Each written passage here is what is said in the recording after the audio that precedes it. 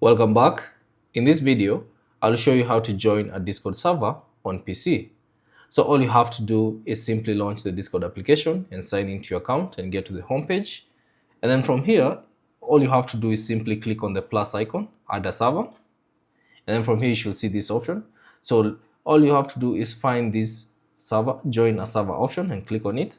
And then if you have a Discord server link, all you have to do is just paste it in here and then simply click on join a server, and then you should be able to join that particular server.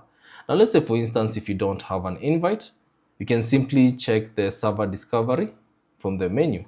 So all you have to do is simply find this option, the discover icon, and click on it. And then from here, select servers. Now you should see all the featured servers, the Marvel Rival servers, Midjourney, and all the other servers that are currently available. Now you can choose the category you'd like to join the server from. So if you want a gaming server, you can click on gaming servers option and you'll see all the gaming servers. If you want the music servers, you can click on that. If you want entertainment, if you want science tech, and you can see all the servers that are available. Now let's say, for instance, if you want to join a random server. So let's say, for instance, if I want to join the Minecraft server, all I have to do is simply click on it. And then you'll see this welcome to Minecraft, and then you should do all this so that you can join. But if you want to join it, all you have to do is you'll see this option at the top. You are currently in preview mode, join this server to start chatting. So simply click on join server.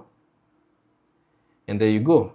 You have successfully joined the Minecraft server. And then once you join the server, you should see the server icon appear on the list of servers that are currently available. So that's basically it on how to join a server on Discord. Thanks for watching. If you have any questions, leave them down in the comment section below. And if you found this video useful, consider leaving a like and subscribe to the channel.